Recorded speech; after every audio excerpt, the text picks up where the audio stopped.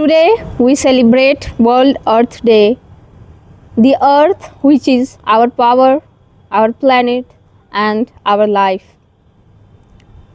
To let nature suffer is the calling to action. To let nature suffer is calling to the action, the change of our action. The ecosystem is in challenge mode with the aspect of climate change. It is the need of hour to change our act and our lifestyle. So today I dedicate few lines for beautiful residents that I live in, that we all live and reside, the planet Earth.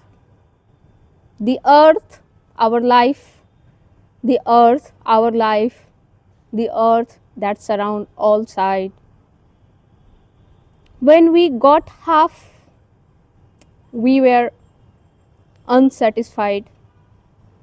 Then we got all, still we are unsatisfied. We have got from the earth the soil for seeds to grow, the air to breathe in, the earth as the living space and our well being space.